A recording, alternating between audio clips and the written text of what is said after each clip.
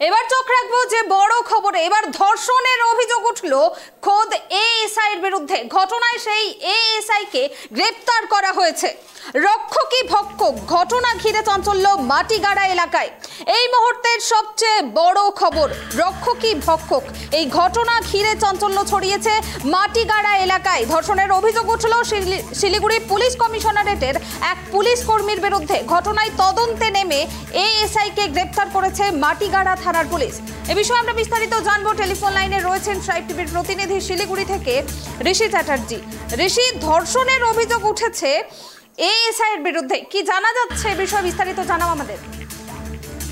তোমাকে জানিয়ে দিই যে যেদিকে কিন্তু পুরো রাজ্য জুড়ে যেখানে ধর্ষণের ঘটনায় কিন্তু তোলপাড় হয়ে উঠেছে, তারই মাঝে কিন্তু আবারও মাটিগাড়াতে একটি ঘটনায় কিন্তু চাঞ্চল্য ছড়িয়ে পড়ে। জানিয়ে রাখি যে জুলাই মাসে এক মহিলার সাথে কিন্তু বিয়ের প্রতিশ্রুতি দিয়ে এক এএসআই কিন্তু একাধিকবার সহবাস করে বলে অভিযোগ। এই অভিযোগ কিন্তু জুলাই মাসে সেই মহিলা কিন্তু মাটিগাড়া থানায় একটি লিখিত অভিযোগ করে এবং লিখিত অভিযোগের ভিত্তিতে কিন্তু মাটিগাড়া থানার পুলিশ কিন্তু তদন্ত শুরু করে। এরপরেই কিন্তু সেই এএসআই যে আছে অমর বীর, তিনি কিন্তু ট্রাফিকে কর্মরত ছিলেন। শিলিগুড়ি পুলিশ কমিশনারেট যে রয়েছে তার কিন্তু ট্রাফিকের দায়িত্ব সামলাতেন তিনি।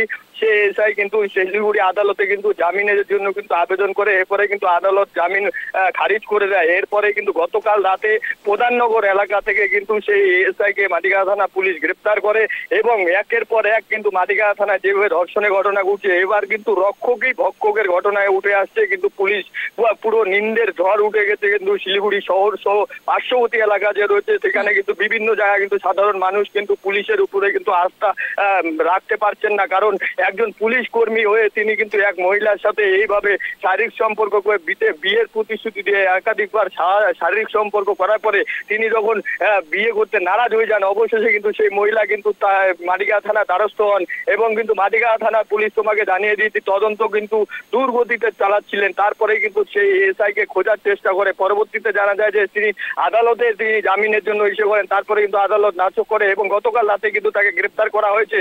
তবে ইতিমধ্যে কিন্তু তাকে কিন্তু শিলিগুড়ি আদালতে তোলা হয়েছে। তদন্ত করে তাকে কিন্তু রিমান্ডে নিয়ে কিন্তু পুলিশ আরো ঘটনায় কিন্তু তদন্ত শুরু করবে। তবে মাটিগাড়া থানায় তোমাকে জানিয়ে দিই, গত বছরও কিন্তু এক স্কুল ছাত্রী খুনের ঘটনায় কিন্তু এক যুবককে কিন্তু সাজা ঘোষণা করেছে শিলিগুড়ি আদালত 1 বছরের মধ্যে। তবে মাটিগাড়া থানায় প্রতিনিয়ত এই ধরনের ঘটনা কিন্তু নিন্দনীয় করছে। তবে এবার কিন্তু পুলিশ প্রশাসনের বিরুদ্ধে কিন্তু অভিযোগ উঠে আসছে।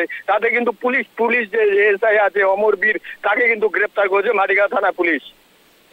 ধন্যবাদ ঋষি।